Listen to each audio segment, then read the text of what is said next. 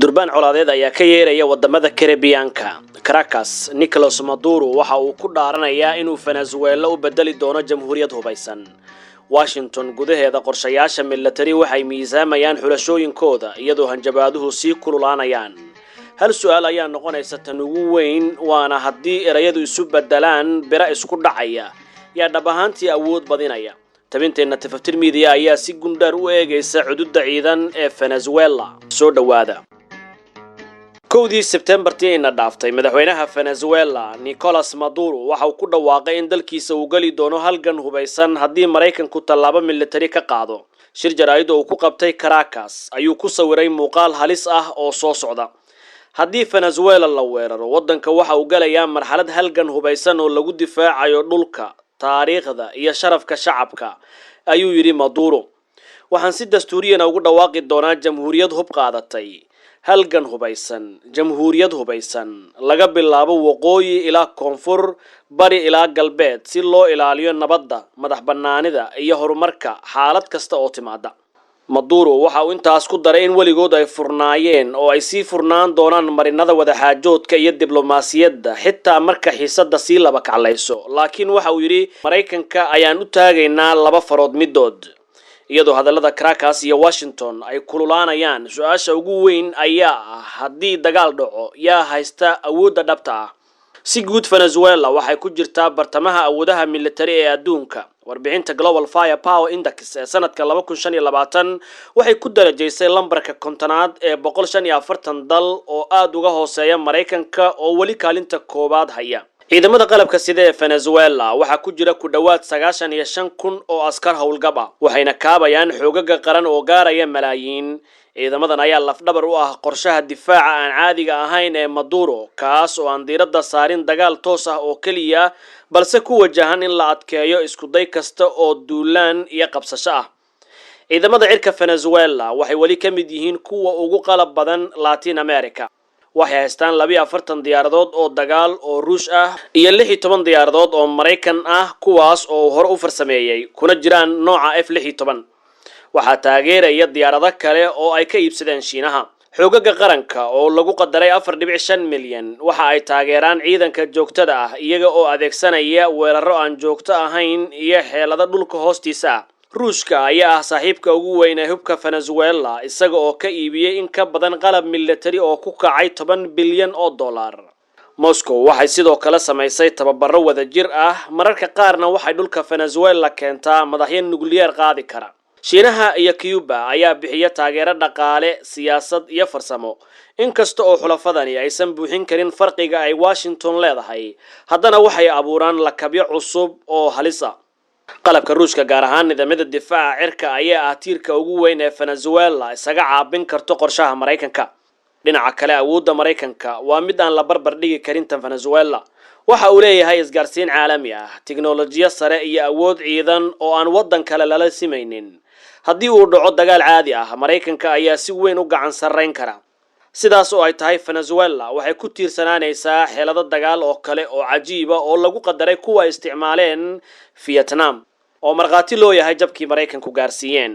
maleeshiya ballaaran, dagaal aan joogto ahayn iyo in la kordhiyo khasaaraha cadowga ayaa ka mid ah xeeladaha Venezuela. ujeedadu ma aha in dagaalku guulaysto, laakiin waa in la kordhiyo qiimaha duulaanka. Venezuela waxay maalgelisay awoodo gaar ah oo adkeynaya howlgallada Mareykanka sida nidaamyada difaaca cirka ee S-300VM, BUK-M2 iyo Igla-S. gantaalo ka hortaga maraakiibta sida C-82A oo Shiinees ah iyo CM-90 oo Iran ay farsamaysay. gantaalo ka hortaga taangiyada oo loo yaqaan Conet iyo Metzam. dagaal isku dhafan, xiriiro ay leeyihiin kooxaha hubaysan ee Colombia iyo ololaha xog dhalinta. awoodahan micnaheedu waa Mareykanka inuusan gali doonin ololo sahlan. burburinta difaacyada cirka iyo xitaa howlgal qabsasho ah waxay u baahnaan doonaan waqti, qarash iyo xeelado siyaasadeed oo qiimo badan ku kaca. dhanka dhulka Venezuela waxay leedahay awoodo isugu jira Ruush, Shiineys, reer Yurub iyo hub Mareykanka oo uu hore u siiyay. taangiyada ugu muhiimsan waxaa ka mid ah T-72B, HAL-S iyo AMX-30 oo ay kaabayaan taangiyo yar oo dhaqso u dhaqaaqi kara. gaadiidka ciidan ee BMP-3 iyo BTR-80A ayaa ku jira safka hore inkasta oo qaar duug ah ay wali ku shaqaysanayaan. hubka askartu wataana waa isku dhaf qoryaha AK-103 ee gudaha lagu farsameeyo iyo qoryo culus sida FN Mag iyo Browning M2 ayaa kamid ah nidaamyada RPG-7 ayaa iyagana waxay ka tarjumayaan galitaanka xeelado dagaal oo aan toos ahayn. dhinaca madaafiicda Venezuela waxay leedahay hawsaro Ruush ah iyo qoryo Mareykan hore ah halka nidaamyada BM-21 Grad iyo BM-30 Smerch ay bixiyaan awood weerar ballaaran oo masaafo dheer ay wax ka beegsan karaan. ciidamada badda waa kuwa yar balse waxa ay ku qaabaysan yihiin biyo-mareennada dalka, waxay ilaaliyaan xeebaha, dekadaha iyo aagga shidaalka. ciidanka difaaca xeebaha ayaa si dhow la shaqeeya difaaca cirka, laakiin taajka dhabta ah ee difaaca Venezuela waa nidaamka difaaca cirka ee lakabyada badan. nidaamka ugu sareeya waa S-300 VM Antey 2500 oo gaaraya ilaa 250 kilomitir kuna yaala saldhigyada muhiimka ah. waxa kaabaya BUK M2E gaar ahaan xeebaha iyo Pechora 2M oo kordhinaya cufnaanta difaaca. nidaamyada gaaban sida U-322 ayaa buuxinaya meelaha hoose. inkasta oo tani aysan joojin karin awoodda Mareykanka, haddana waxay aad u kordhinaysaa khataraha uu wajihi karo cadowga haddii uu weerar ku qaado Venezuela. si kastoo ay tahay, dalkaas Caribbean-ka ah waxa uu la tacaalayaa caqabado waaweyn, dhaqaalaha oo burbursan, dayactir la'aan, tababar kooban iyo niyad jab ciidan oo soo noqnoqday ayaa laga yaabaa inay dhufaanaan tamarta Venezuela. nidaamyada ugu sareeya ayaa tiro yar sida hal cutub oo kaliya oo 300 SVM ah, taasoo khatar ka dhigaysa haddii halkaas nidaam laga burburiyo.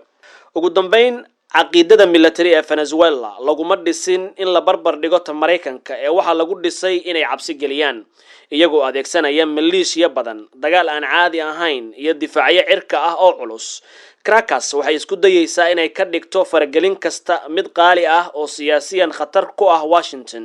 Mareykanku waa kan ugu awoodda badan haddii dagaal toos ah dhaco, laakiin isku darka Venezuela ee difaacyada casriga ah, gantaalada xeebaha iyo malaayiin la abaabuli karo ayaa ka dhigaya howlgal kasta mid dheer oo culus oo xasaasi ah. Maduro waxa uu og yahay hal arrin, taasina waa haddii qiimaha uu sare u kaco, qorshaha cadowga isaga ayaa si iskiis u burburaya. cagajuglinta Washington iyo cirbasurashada Caracas ama Venezuela waa waxa adduunku ka dhursugayo halka uu ku dambeeyo, laakiin aan u kaadino maalmaha xiga. waa Abubakar Maxamed oo idin leh waqtigiina ayaad ku mahadsantihiin. hana moogaanina inaad nagu xirnaataan inta aanu tabin kale ku kulmayno. waxaan idinku dhaafayaa nabad iyo warsan.